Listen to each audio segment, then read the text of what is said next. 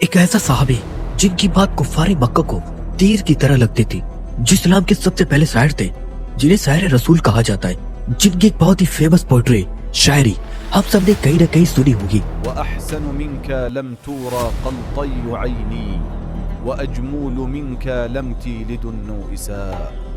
یہ صحابی جس کا نام تھا حسان بن ثابت، جنہیں آپ صلی اللہ علیہ وسلم نے کہا، حسان تم مشرکین مکہ کو اپنی شاعری کے ذریعے جواب دو اور تمہاری مدد جبریل کریں گے۔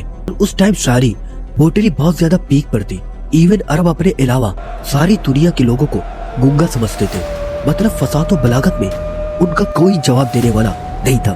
اس ٹائم عرب میں شاعری اور شاعر ایسے ہوتے، لوگوں میں اس طرح پاپولر ہوتے جیسے آج کسی مشہور یوٹیوبر یا انسٹاگرام انفلوئنسر ہو، جیسے ان کا ایک ویڈیو یا پوسٹ پورے معاشرے کی سوچ کو بدل سکتا ہے۔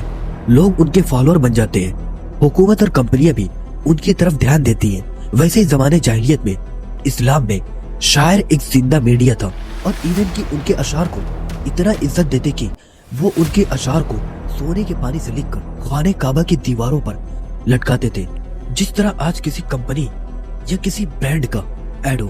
عرب میں اس ٹائم کے 7 بڑے شاعر تھے جنہیں سبع معلقات کہا جاتا ہے، اور ان میں سے سب سے بڑا شاعر جسے فادر آف پوئٹ کہا جاتا ہے، جس کا نام تھا امرؤ القیس، جسے عرب کا سب سے پہلا شاعر بھی کہا جاتا ہے۔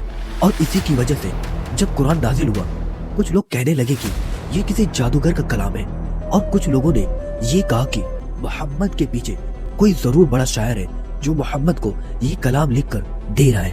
لیکن کچھ شاعروں نے کہا کہ نہیں، یہ کسی انسان کا بنایا ہوا کلام نہیں ہے، ہمیں پتہ کہ شاعری کیا ہے۔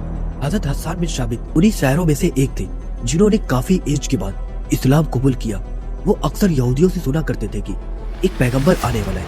جب آپ صلی اللہ علیہ وسلم نے اسلام کی دعوت دینا شروع کیا تو مکہ والے آپ صلی اللہ علیہ وسلم کو مجنون اور دیوانہ اور جھوٹا کہنے لگے۔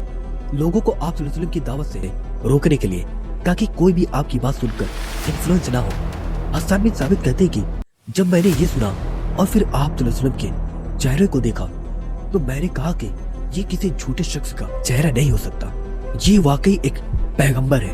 اینڈ اس کے بعد حضرت حسان رضی اللہ نے اسلام قبول کر لیا۔ اسلام لانے کے بعد انہوں نے اپنی شاعری کو نعت اور دفاع رسول کے لیے وقف کر دیا۔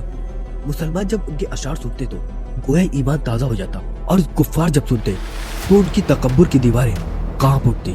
کچھ اسکالر کہتے ہیں کہ وہ کسی بھی جنگ میں شامل نہیں ہوئے کافی ایج ہونے کی وجہ سے، لیکن کچھ اسکالر کہتے ہیں کہ وہ جنگ کے آدمی نہیں تھے، مطلب ان کا شوق شعر و شاعری میں تھا۔ رسول اللہ صلی اللہ علیہ وسلم کی وفات پر حضرت حسان بن ثابت نے بڑے بڑے مرثیے لکھے۔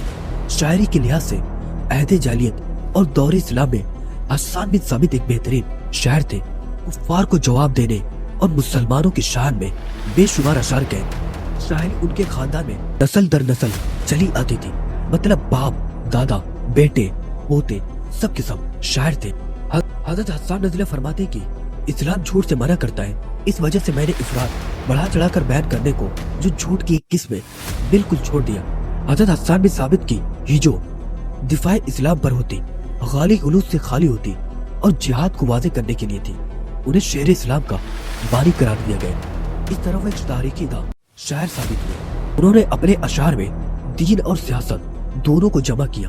اور اس کے بعد حضرت حسان بن ثابت 50 ہجری میں حضرت امیر معاویہ رضی اللہ کی دور خلافت میں وفات پائی۔